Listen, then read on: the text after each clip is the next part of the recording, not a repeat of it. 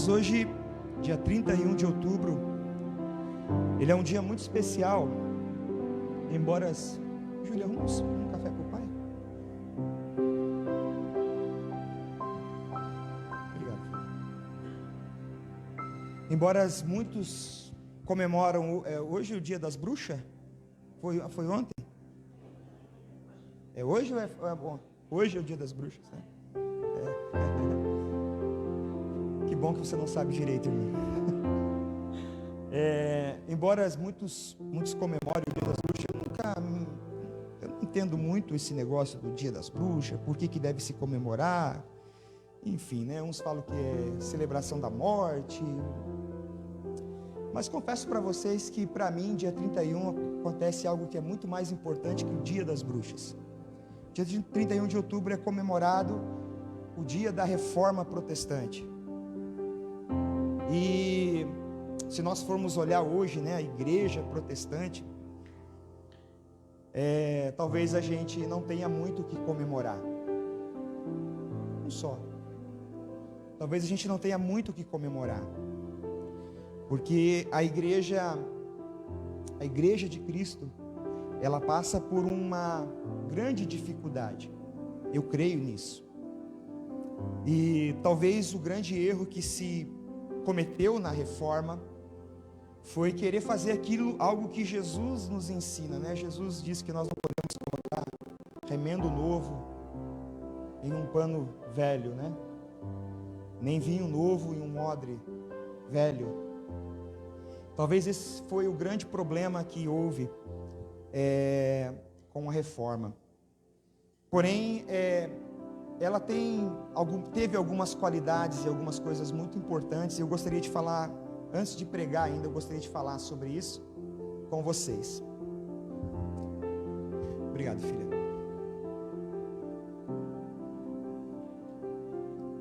A reforma da igreja aconteceu num momento muito terrível da igreja de Cristo na terra. Estava sendo cobrado indulgências, sendo vendido pedacinhos de terreno no céu. Para os pecados, eram cobrados para que os pecados fossem perdoados. Então, Deus levantou um homem lá dentro mesmo da igreja,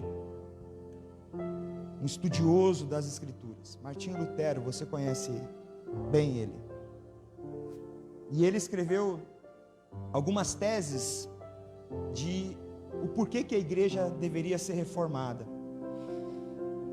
E colou na porta da igreja, e com isso se levantou uma grande perseguição sobre a vida dele.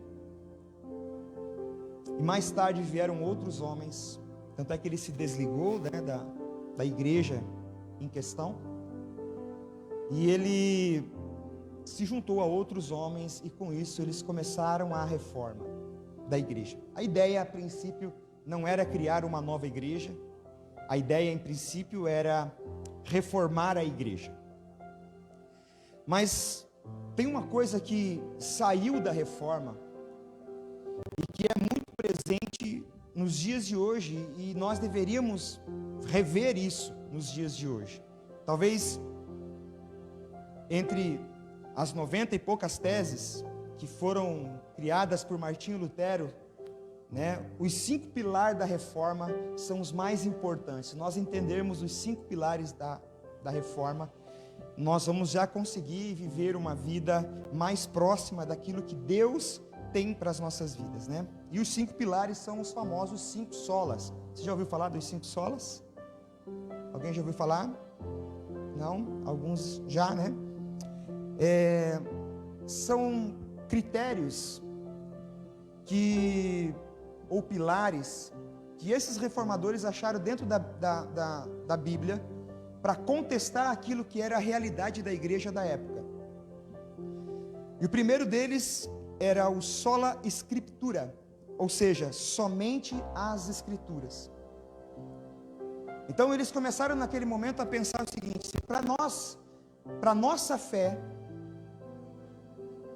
para nós vivermos a nossa vida cristã, nós precisamos estar totalmente embasados nas Escrituras. Ou seja, a opinião de um pastor, ou no caso na época, um padre ou um papa, se ela não estiver de acordo com aquilo que as Escrituras dizem, então nós não vamos viver isso. O segundo sola, é o sola fide, que significa somente a fé. Havia um grande mover naquele tempo que, se você fosse um fiel ofertante, se você pagasse, você poderia alcançar a salvação. E com base nas Escrituras, somente a fé nos leva para o céu. Amém? Terceiro, sola gratia, que quer dizer somente a graça. Então, as Escrituras têm que ser o nosso ponto de apoio em tudo aquilo que nós vamos viver como cristãos. A fé é que vai nos levar para o céu, mediante a graça. Isso é bíblico. Ou seja, tudo aquilo que nós receberemos do Senhor, ela vem pela graça, não por algum merecimento. Porque não existe nada que nós façamos que nos fará merecer. Não existe nada, é tudo pela graça. Isso é muito simples, é só a gente parar um pouquinho e parar para pensar o que nós fomos. E não sei se você já teve essa impressão, mas eu já tive, de que se fosse para mim levar em consideração o que foi a minha vida antes do Senhor, e às vezes até mesmo servindo ao Senhor, e se eu fosse Deus, talvez eu não me salvaria. Porque nós estamos muito baseados no merecimento. Nós dizemos assim: não, se eu orar bastante, eu vou ser feliz. Se eu orar bastante, eu vou ser salvo. Se eu jejuar, eu vou ter unção. Mas tudo que nós recebemos do Senhor, recebemos pela graça. Graça é um favor imerecido. Eu devo orar não para que eu tenha unção. Eu devo orar para ter relacionamento com Deus. Pelo menos é o que eu penso. Pelo menos é o que eu penso. Então, somente a graça. Sola Christus, ou somente Cristo. Não existe intermediário entre nós e Cristo. Eu não preciso ir buscar ao santo tal para que o santo vá até Cristo. Existe uma porta aberta de nós até Cristo. A Bíblia diz que quando Jesus morreu, o véu se rasgou. O véu, o templo na época tinha três lugares específicos. Tinha o átrio, onde todo mundo podia entrar, todo mundo não, mas era mais liberado. Existia o lugar santo e existia o Santo dos Santos. O Santo dos Santos era onde ficava a Arca da Aliança, e eles acreditavam que aquele lugar ali era santo, e eles acreditavam que se alguém entrasse em pecado ali, morreria ali. E eu também acredito que isso poderia acontecer. Porém, quando Jesus morre, a Bíblia diz que o véu que separava o santo do lugar santíssimo, do Santo dos Santos, foi rasgado. E isso significa o quê? Que a morte de Cristo nos deu livre acesso ao lugar santíssimo, diante do Senhor. Nós não precisamos mais de um intermediário. Amém? Na verdade, quando você pede para alguém orar por você, não há problema nisso, existe a intercessão. Mas a grande verdade é que você tem um acesso até o Senhor. Amém? Porque é por Cristo. E o quinto sola é somente a Deus se deve dar glória. Então esses 5 pilares da reforma, eles deveriam ser analisados por nós nos dias de hoje. Deveríamos viver isso. Somente as Escrituras é o que deveria reger as nossas vidas, somente a fé, somente a graça, somente a Cristo e somente a Deus nós devemos dar glória. Amém? Glória a Deus. Então só queria fazer menção a isso, porque hoje se comemora o dia da reforma, né? Então eu queria só trazer isso para nós, para que a gente possa pensar um pouquinho sobre essas coisas, porque nós andamos tão escravo, irmãos, tão escravo de afirmações.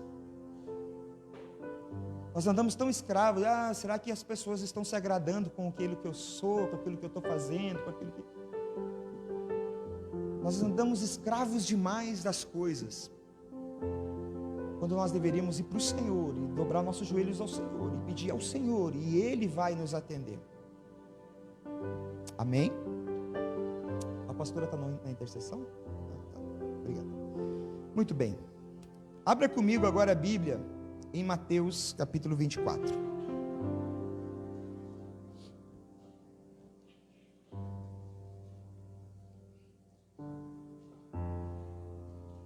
Mateus é Novo Testamento. No final, irmãos, tem um cafezinho ali, tá? Hoje ele veio bem corajoso, pelo jeito. Tá corajoso nosso café hoje, Cleberson. Veio sozinho. Semana passada ele estava mais medroso, né? Estava medroso semana passada, né? Hoje ele está mais corajoso.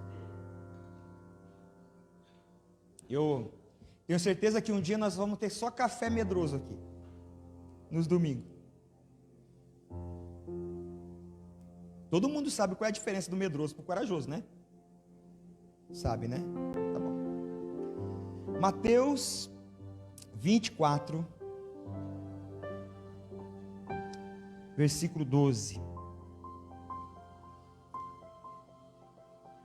Diz assim a palavra do Senhor, palavras do próprio Cristo: e por se multiplicar a iniquidade, o amor se esfriará de quase todos. Por se multiplicar a iniquidade, não feche a Bíblia, tá? Que nós vamos ler outras passagens. Por se multiplicar a iniquidade, o amor se esfriará de quase todos. Eu acho que essa passagem nunca foi tão verdadeira como ela é no tempo de hoje, irmãos. Como ela é nos dias de hoje. A iniquidade tomou conta da sociedade. A iniquidade tomou conta, né, e vale a pena a gente falar um pouquinho sobre o que é a iniquidade, porque muitos julgam iniquidade como pecado, simplesmente, embora faça parte do pecado, mas vamos lá, iniquidade, aliás, pecado, existe uma diferença entre pecado, transgressão e iniquidade. Pecado é errar o alvo. Eu tenho um objetivo para conquistar, mas em algum momento eu fiz, falei, agi de alguma forma, e isso me fez errar o alvo. Eu não consegui acertar da forma que eu deveria acertar. Isso é pecado. Existe perdão para o pecado? Existe perdão para o pecado. Basta um arrependimento verdadeiro, genuíno, e existe o perdão para o pecado. O Senhor está aqui para nos perdoar, amém? Existe a transgressão. A transgressão é um passo maior do que o pecado, porque o pecado é um desvio, é algo que eu deveria, mas por algum motivo eu acabei me perdendo. Agora a transgressão é quando eu sei de fato qual é o problema, quando eu tenho convicção das consequências daquilo que eu vou praticar, e eu pratico.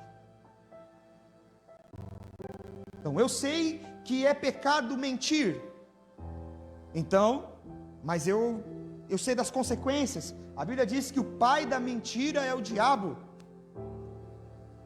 Eu sei de tudo que envolve esse pecado, mas eu faço mesmo assim, de consciência. Pergunto para vocês: tem perdão para transgressão? Tem perdão para transgressão.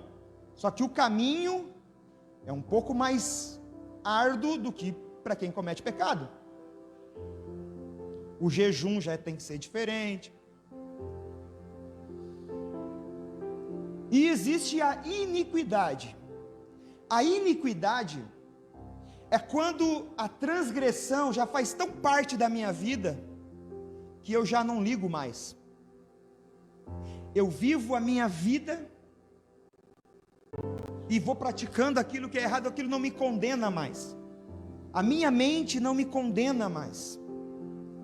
Isso é iniquidade, é quando eu decido viver uma vida de transgressão.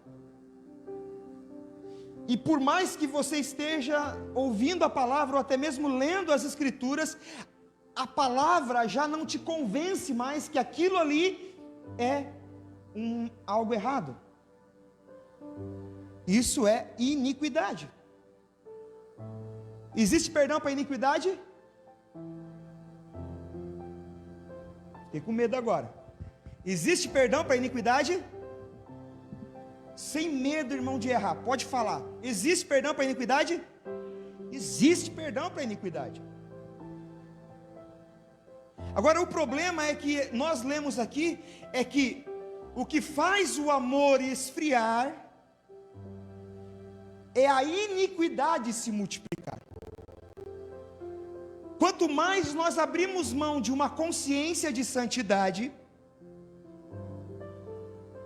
para viver aquilo que nós queremos viver, que nós sentimos aqui, os nossos sentimentos, mais afundado na iniquidade nós estamos.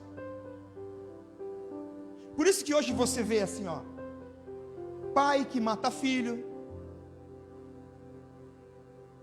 filho que mata pai, porque houve um abandono da santidade.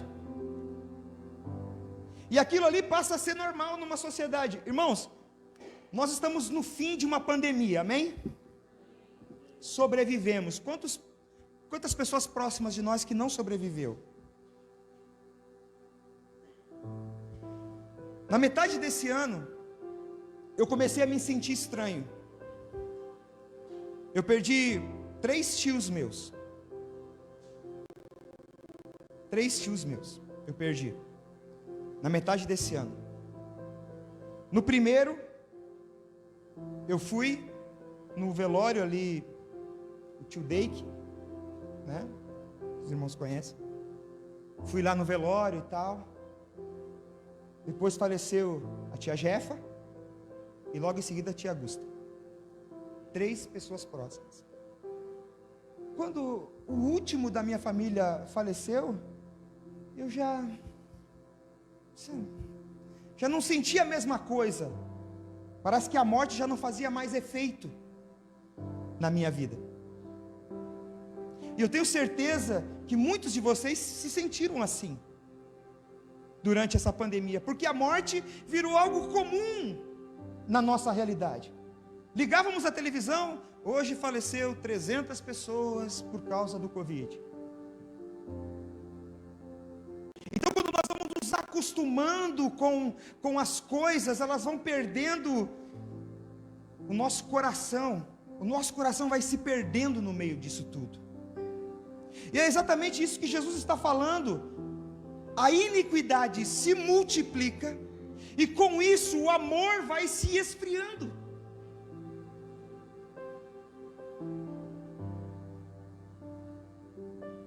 No meu livro que eu escrevi sobre o amor, né, o poder do verdadeiro amor, eu conto uma história que eu li há muito tempo atrás. Quem leu vai se lembrar. Houve numa praça uma grande mortandade de gatos. E com isso, muitos urubus vieram até aquela praça para se alimentar daqueles cadáveres. E esses urubus começaram a incomodar as pessoas que moravam ali naquela cidade. Então elas foram até o prefeito e falaram: prefeito, os urubus estão nos incomodando. Então o prefeito, tentando solucionar o problema, contrata atiradores. E esses atiradores começam a matar os urubus. É a melhor alternativa? Sabe qual é o problema? Nós estamos brigando, lutando, tentando resolver o problema da falta de amor com pessoas, políticos. Nós dizemos assim: a culpa é do Bolsonaro, que diz que nós temos que ter armas. Ou dizemos assim: não, a culpa é do Lula, porque ele estragou o Brasil no governo dele. Cada um tem as suas opiniões e cada um deve ser respeitado nelas, amém? Não estou criticando ninguém. O pensamento é livre. Cada um sabe o que é melhor para si. Só que o grande problema não é a arma que o Bolsonaro quer liberar. E o grande problema não é o governo do Lula. O grande problema é a iniquidade. Porque se eu tiver um coração santo, qual é o problema de eu ter uma arma? Eu não vou usar a arma para matar alguém.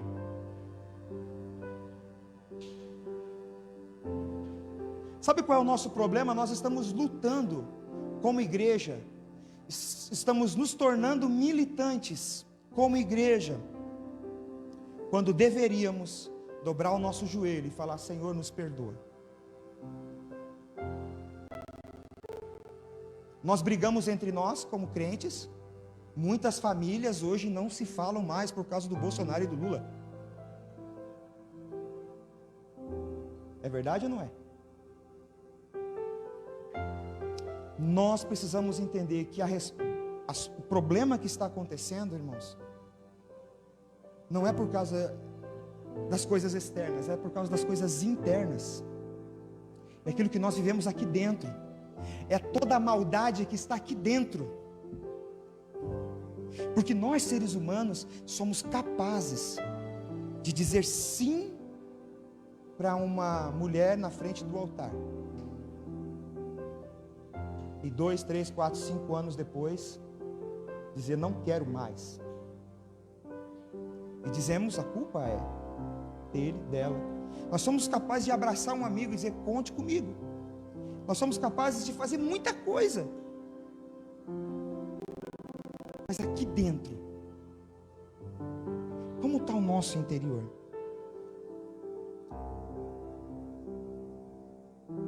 Lembrando que a iniquidade é um estilo de vida, irmãos, que nós escolhemos viver.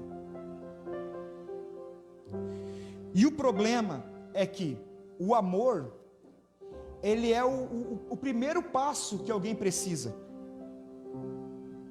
para ter uma vida com Deus, para ter uma vida cristã, para ter uma vida de fé. É o primeiro passo. Você está aí aberto no 24? Abre o 22 aí. Capítulo 22.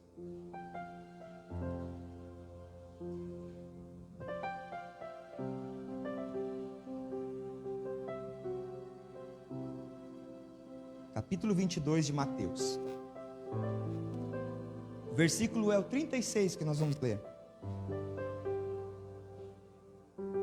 Nós vamos ler do 36 ao 40. Mestre, qual é o grande mandamento na lei? Respondeu-lhe Jesus: amarás o Senhor teu Deus de todo o teu coração, de toda a tua alma, de todo o teu entendimento. Este é o grande e primeiro mandamento. O segundo, semelhante a este: amarás o teu próximo como a ti mesmo. Destes dois mandamentos depende toda a lei e os profetas. Sabe qual é o primeiro passo que nós precisamos para dizermos que somos cristãos? É o amor. Agora talvez você vai dizer assim: não, mas tudo bem, eu amo a minha esposa, eu amo os meus amigos,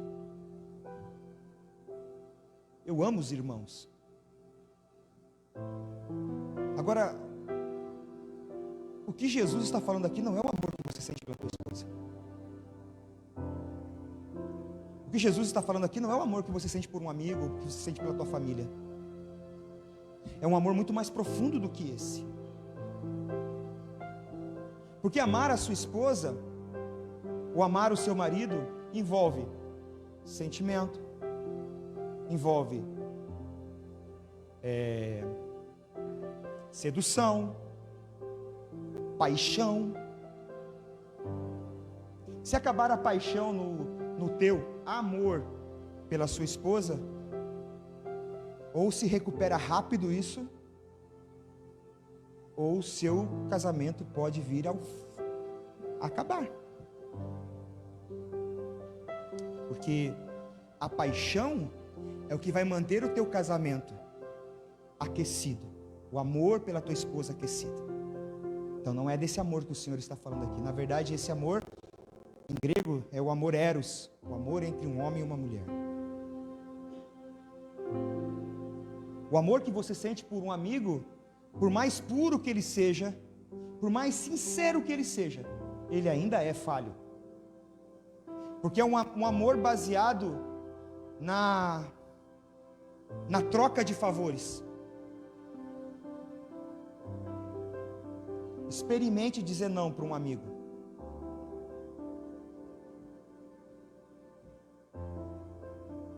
Daqui a pouco ele não é mais teu amigo. Tente não corresponder um amigo. Daqui a pouco ele não é mais seu amigo. Então esse amor que o Senhor está falando não é esse amor filéus, que é um amor entre amigos. Esse amor que o Senhor está falando aqui é o amor ágape. É um amor que ama simplesmente por amar. Eu gosto de comparar ele ao amor de um pai e de uma mãe por um filho. Talvez seja a forma mais fácil de nós entendermos o amor. Um pai e uma mãe, eles gastam toda a sua juventude para dar o melhor para o seu filho, mesmo sabendo que quando ele chegar aos 18, 19, 20, alguns até um pouco antes, ele vai encontrar uma pessoa que ele vai se apaixonar, vai dizer: obrigado mãe, obrigado pai, vou viver a minha vida. E o pai e a mãe vai se obrigar a ver o filho indo embora e vai se contentar com o almoço de domingo. E isso não é ruim. Eu não estou falando isso de uma forma ruim. É bênção. A maior vitória de um pai é quando vê o seu filho ou a sua filha casando. Não é? Quem já tem filha casada aqui? O filho casado.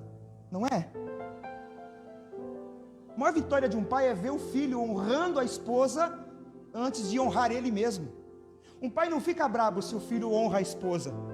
Um pai que ama o filho não fica bravo se ele honra a esposa antes de honrar ele.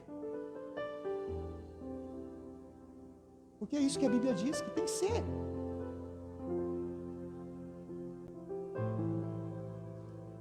Então esse amor aqui, queridos, é um amor que se compara ao amor de um pai, que ele ama por amar.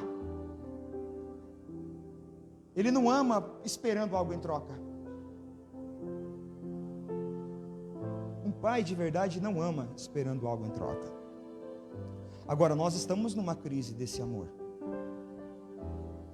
Nós estamos vivendo numa crise terrível. E o Senhor fala: amarás a Deus sobre todas as coisas. Comecei o culto falando um pouquinho sobre isso, né? Nós precisamos aprender a amar a Deus sobre tudo. Quando nós olhamos para Abraão, agora tem uma nova teologia aí falando ao contrário, né? Mas enfim, quando nós olhamos para Abraão, nós pensamos assim: que homem mau, ele ia matar o filho dele.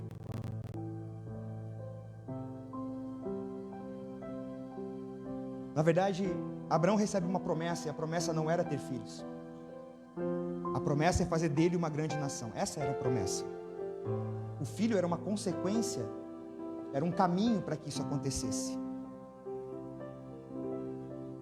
Então, a promessa de Abraão tinha 3 estágios. Ele recebeu a promessa: farei de você uma grande nação.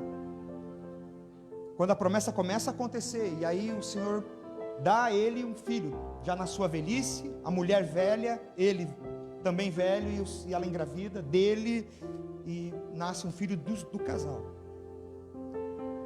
E quando que se consolida isso? A promessa de Deus, quando Deus diz, não, Ele me prova que Ele me ama mais até mesmo do que o filho dele, quando o Senhor pede o filho. E Ele está disposto até a entregar o filho dele, para cumprir a vontade de Deus. É aí que Ele é aprovado pelo Senhor. Sabe, nós dizemos que nós amamos a Deus, mas se um profeta aqui dentro se levantar e dizer que Deus vai enviar o teu filho para o Paquistão, para ser missionário no Paquistão, a gente diz assim, está amarrado em nome de Jesus, não vem de Deus essa palavra. Porque nós amamos mais o nosso filho do que a vontade de Deus. E eu não estou falando isso assim, eu imagino como seria na minha vida. Irmãos, eu tenho orado, minhas filhas vão ser missionárias lá em Orlando. Lá em Orlando, na Flórida. Para me passar as férias na Disney, irmãos. É um desafio. Mas nós amamos mais os nossos filhos do que a Deus. E sabe, amamos os nossos filhos e queremos dar a eles a condição que nós não temos como dar, a proteção que não temos como dar. Eu conversava esses tempos, o pastor Marcos estava comigo, nós estávamos numa reunião de pastores, tomando um cafezinho com um grupo de pastores. E aí um dos pastores, eu acho que o mais famoso aqui da nossa cidade, ele falou algo, ele falou assim, poxa, eu queria que vocês estivessem orando porque eu estou passando por uma dificuldade na minha casa, a minha filha mais nova, né? Aí falou lá o que ela tinha feito, lembra desse dia? E eu falei para ele, aí todo mundo falou assim, não, vamos orar sim, vamos orar e tal. Eu falei assim, pastor, isso é o evangelho se cumprindo na sua casa. Sabe por quê? Sua filha precisa ter as experiências dela com Deus. Ela precisa ter as decepções dela com Deus. As decepções com Deus no sentido daquilo que ela queria, né? E Deus dizendo, não quero isso para você. Quem aqui já recebeu um não de Deus? Poxa vida, vocês estão com... Tem gente que está bem com Deus, né? Quantas vezes a gente quer algo e Deus diz não? E a gente bate o pé, fica tentando, até se convencer de que a vontade de Deus para mim naquele momento é um não. Depois, o Senhor Jesus fala, amar o teu próximo como a ti mesmo. E aqui logo a gente pensa assim, não, Deus está querendo falar que eu tenho que amar a Deus e depois, logo em seguida já o pastor Marcos eu tenho que amar, o meu próximo. Mas na grande realidade, irmãos, a referência de amor que eu tenho que ter pelo pastor Marcos é como eu me amo. Porque eu tenho que amar o meu próximo como eu me amo. Se eu não me amar primeiro, eu nunca vou conseguir saber como eu devo amar o meu próximo.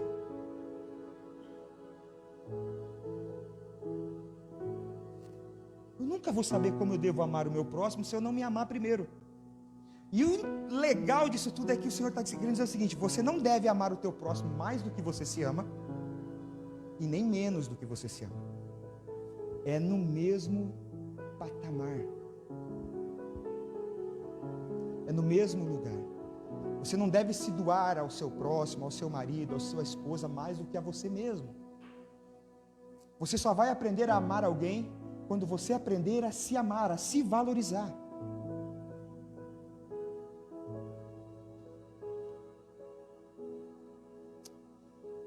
As maiores dificuldades que nós temos, muitas vezes, na questão de amar o próximo, amar a outras pessoas, é porque nós não gostamos de como nós somos.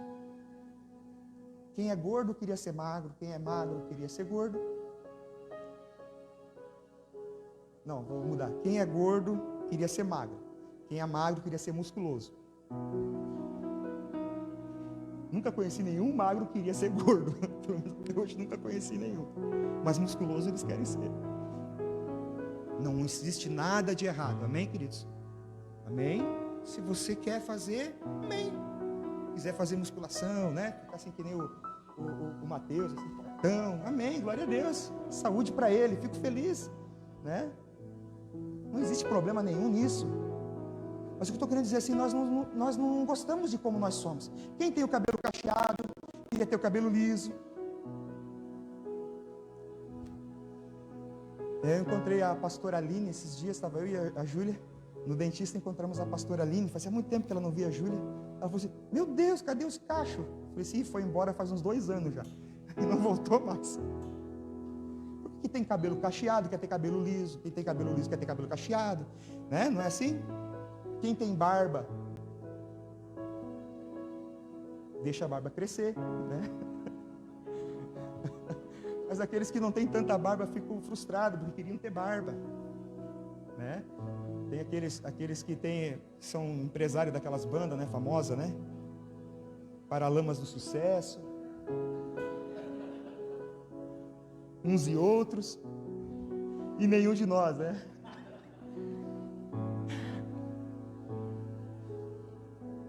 Tem os que tiram a barba. Então, queridos, assim, nós precisamos aprender a nos amar, nos aceitar como nós somos. Amém? É isso que Jesus está ensinando. Porque quando você aprende a se amar, você vai saber como devo amar o meu próximo. Se você não gosta, se você aprendeu a se amar, então você não vai se ferir mais, você não vai querer ferir o seu próximo, não é assim? Não é assim? Então nós precisamos recuperar esse amor, porque a falta dele é o que está fazendo, é o motivo pelo qual nós estamos vendo todas essas desgraças que nós vemos na sociedade. E deixa eu falar uma coisa para vocês, nós somos a resposta para isso. Amém, queridos? Nós somos a resposta. É conosco que Deus conta. Romanos 8 diz que toda a criação aguarda com expectativa o momento em que Deus vai revelar os crentes pentecostais. É isso que diz? Quem? Os filhos. Agora vamos lá, rapidinho para mim terminar. Abra lá em Apocalipse. Depois, se você quiser aprender um pouquinho mais sobre isso, fale comigo, eu tenho um livro muito bom para vender para vocês. Chama-se O Poder do Verdadeiro Amor. Aí se diz assim, mas pastor, como que nós vamos recuperar isso? Abra comigo em Apocalipse. Eu encerro com isso, nós vamos orar. E vamos para casa.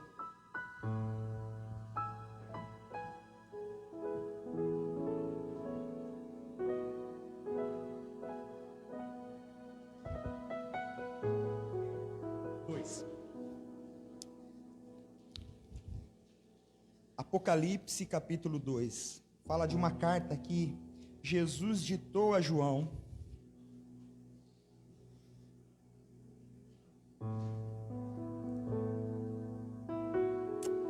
Ao anjo da igreja em Éfeso escreve: estas coisas diz aquele que conserva na mão direita as 7 estrelas, e que anda no meio dos 7 candeeiros de ouro. Agora o conteúdo da carta.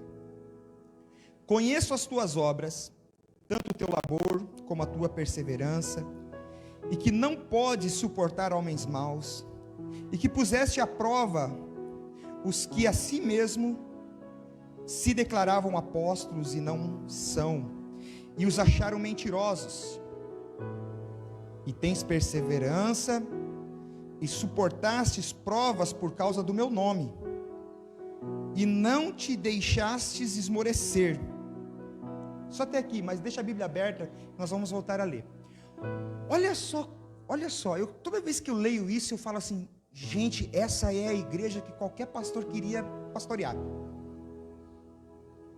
Olha as qualidades dessa igreja. Conheço as tuas obras, o teu labor, o teu trabalho, a tua perseverança, que não pode suportar homens maus, se não vive no convívio de pessoas más, e que puseram à prova os que a si mesmos se declaravam apóstolos e não são, e os achassem mentirosos. Ou seja, essa igreja, além de trabalhar pelo nome do Senhor, além de suportar, prevalecer nas lutas, nas dificuldades, ela ainda tinha um discernimento daqueles que vinham dizer assim: olha, eu sou apóstolo, eu sou um apóstolo de Cristo. Eles tinham o discernimento de olhar e dizer assim: olha, você não é apóstolo, não. Eles tinham discernimento de Deus. Era uma igreja fantástica. Vocês concordam comigo ou não? Todos trabalhavam juntos, tudo.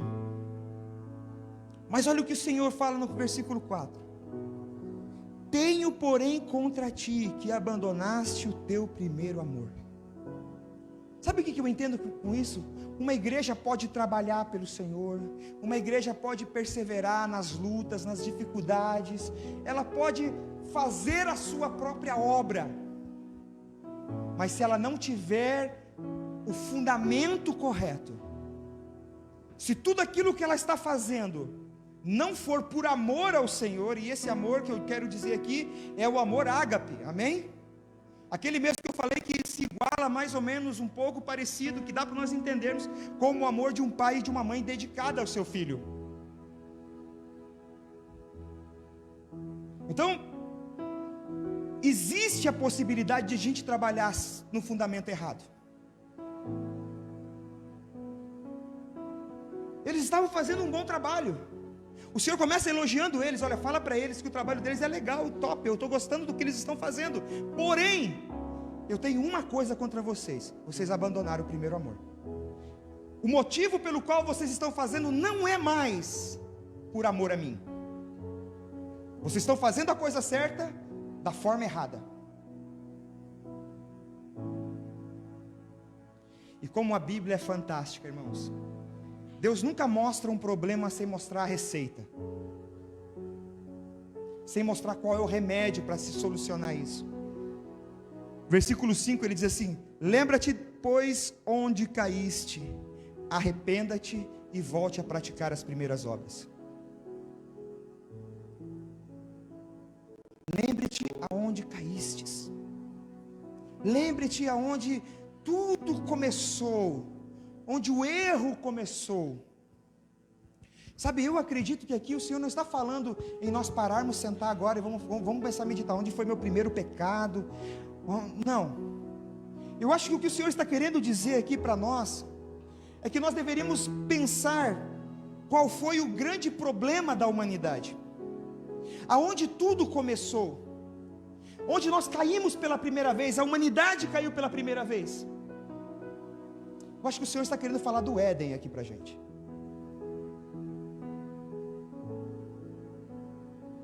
Você não vai encontrar na Bíblia, irmãos, nenhum pecado, nenhum versículo que diga que o Senhor, Ele perdoa o pecado.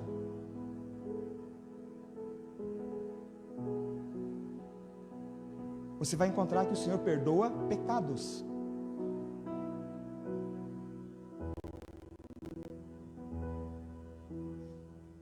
Muita gente não gosta, né? Eu vi hoje um comentário, alguma coisa no nosso grupo de homens lá, né? Sobre os chineses, né? Os irmãos estavam comentando, acho legal, né? Mas havia um mestre chinês antigo, que ele, como é que é o nome dele? Guatimani. E ele ensina em um dos livros dele, que para perdão é de pecados. Agora, para pecado não existe perdão, e sim, olha para mim, e sim libertação. Sabe, eu acredito que aqui o que Jesus está falando para o apóstolo João aqui, é nos levando de volta ao Éden. Qual foi o grande problema no Éden? O grande problema no Éden foi a incredulidade. O homem e a mulher, e é nessa ordem, embora foi a mulher que pegou o fruto, mas o homem e a mulher deixaram de acreditar. O homem e a mulher deixaram de acreditar que haveria justiça sobre o pecado, e por isso eles comeram fruto.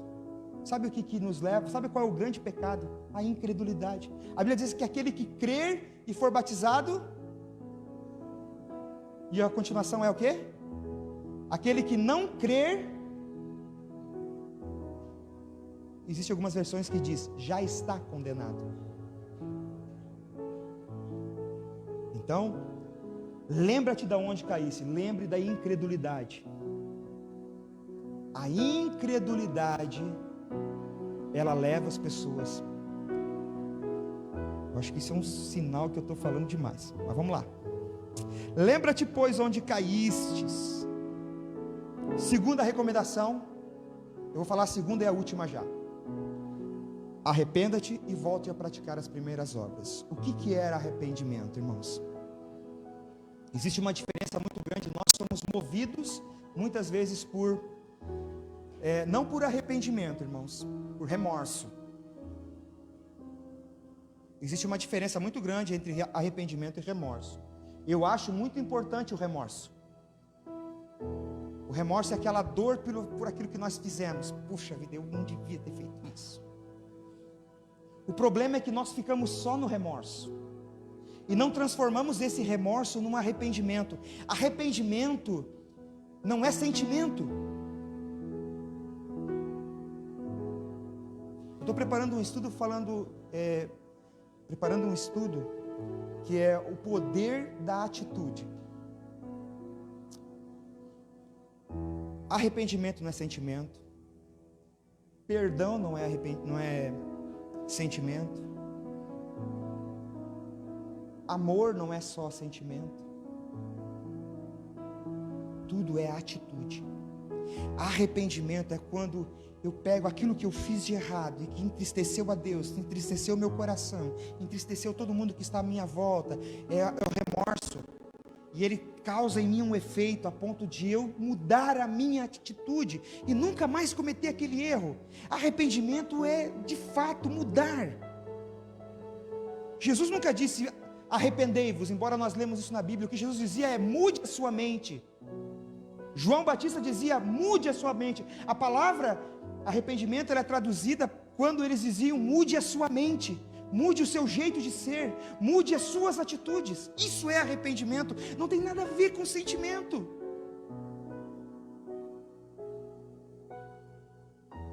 Arrepender quer dizer eu vou mudar aquilo que eu sou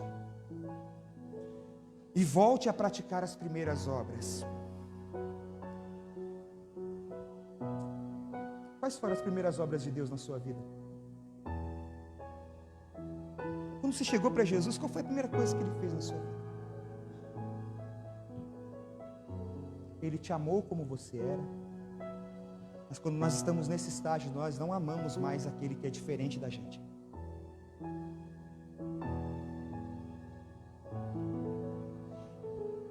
Nós crentes vamos ter um problemão nos próximos anos, irmãos. Sabe por quê? Nós estamos rejeitando muita gente. Nós estamos rejeitando homossexuais. Nós estamos rejeitando muita gente. Tudo aquilo que é diferente da gente, a gente rejeita. Mas se nós formos ver, talvez quando o Senhor nos chamou, nós éramos pior do que eles.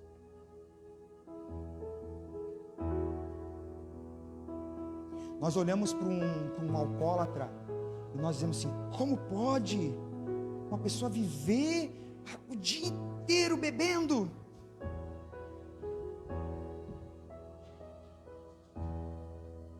E o alcoólatra talvez poderia dizer para nós assim, eu não entendo como uma pessoa pode ser tão mascarada assim.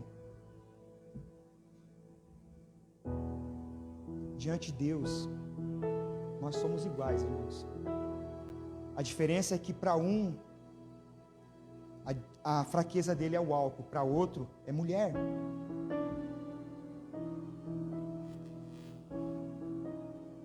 A fraqueza para um, talvez seja falar mentira, e o outro é falar mal. Volte a praticar as primeiras obras. Lembra-te de onde caísse. O problema é a incredulidade, irmãos. Se arrependa, mude a sua atitude e volte a praticar as primeiras obras. É a única receita e o único remédio que nós temos para salvar a nossa sociedade. É o amor.